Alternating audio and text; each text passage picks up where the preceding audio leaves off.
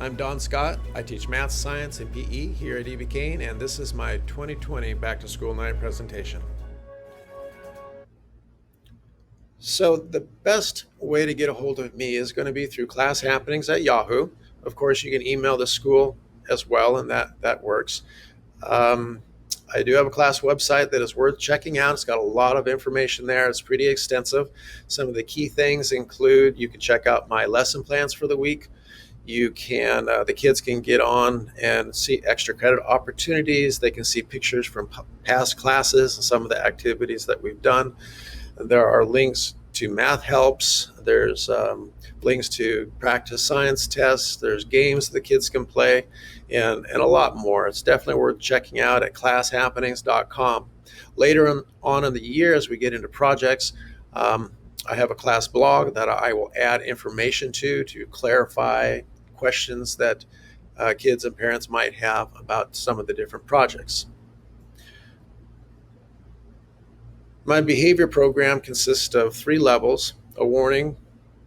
The second, if a child doesn't get the hint from the warning, they will be removed from the class for 5 minutes. They'll be booted off the Google Meet. They can return, though, after that 5 minutes. They can just rejoin the class. However, they do lose 2 points for citizenship for that day. Now, if poor behavior continues on the 3rd time, they'll be ejected from the Google Meet for the rest of that period, but they can return the next period. If that happens, I'll contact you at home. And then a couple of the incentives that I'm looking at are dojo points, and then a student of the week at some point. I'll probably add other incentives as well. The daily planner is something I'm going to start next week. Both Mrs. Addison and I will be using it, and it's going to be a Google Doc for the kids to write down the day's schedule as though they were actually in the classroom. It's going to be a great place to write notes to us, and it's going to be a great place just to see what your child's doing from day to day. As far as homework and projects go, if your child misses class for whatever reason, then they're allowed 1 day for each day that they're absent to make it up.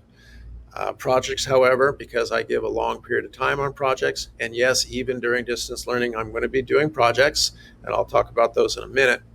The due dates for projects are the day they're due, regardless of the reason. And then, of course, late work receives a grade deduction. In math, I'm using CK12, Engage New York, and CPM, as well as other supplemental sources to help kids along the way. And then in science, our units of study are going to include energy, earth systems, science and engineering practices, and that's where the projects and the science fairs come in. And then molecules to organisms, structure and function, and that would be life science. And then grades for science are determined basically by all the work averaged out. Some of the projects we're going to be looking at are the pinhole camera and cow eye dissection, and that's the first one coming up. And unfortunately, that is pending whether we return to school or not. If we do not return to school, then I will, we'll have to put that one off until we do return. The next project is the Rube Goldberg project, and we will do that whether the kids are here or not. Science fair is pending what happens with the virus. We generally go to a competition. We have a Placer County fair that we go to. We have a regional fair, and some kids, depending on how they do at the Placer or the regional fair, will even be invited to go to the state science fair, where they compete in Los Angeles against 1,000 other people from all over California. A big deal, but last year it was canceled due to the coronavirus, and let's just see how it goes this year. Whether the kids do a science fair at home, apart from school, probably not, but we will see. We'll see how the year goes. And then the kite project is something that's pretty easy. It's a fun thing to do, especially after the big science fair.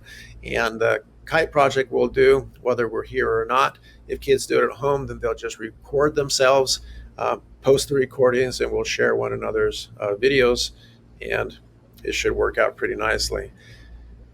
The dissection labs pending whether we return to school, are the cow eye, the squid, the shark, sheep heart, sheep brain, and a pig dissection. And I've actually got a lot of the specimens and really hoping we get back. If we don't, as we come across those animals in our units of study, I will do it as a demo. And then when we return, I'll go ahead and have the class do it.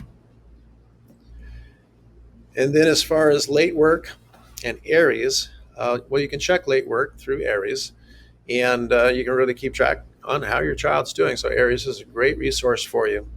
Other than that, I will be sending out a weekly missing assignment report through ARIES, and it'll be sent home on Thursday, and your child has until the end of the day the following Thursday to get that work done. If they don't do that, then it turns to a permanent 0. Any work this late, of course, receives a grade reduction. Field trips. Last year we did the Tech Museum, and we did an end-of-year science camp to High Sierra in Grass Valley. And again, that's going to be pending what happens with the coronavirus and returning to school. And then a closing presentation of just pictures from years past and some of the things the kids have done. Also, if you have questions, I've gone through this pretty fast, I know. So if you have any questions, please don't hesitate to email me either at classhappenings@yahoo or at the DScott email through the school. All right, enjoy the presentation, the closing presentation for the kids. That's the State Science Fair, one of the field trips through the year science camps.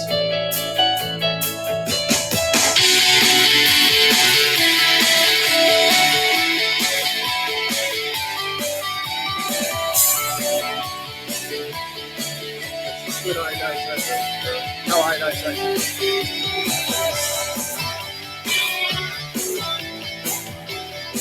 Where they take pictures with a pinhole camera and they develop it in class.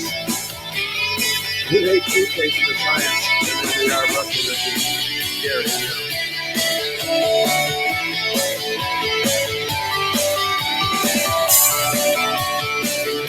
One of our field trips is the Rose Station Science Museum.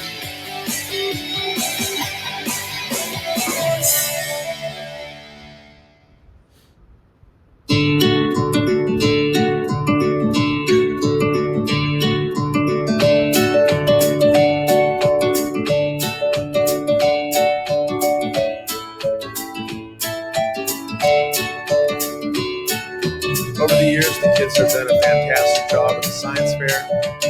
One year, Channel 13 came in and interviewed the kids.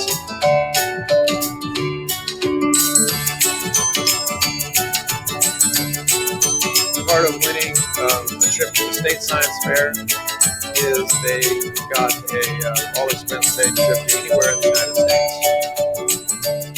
There's their kite project. Kites going out for their first, probably only flight.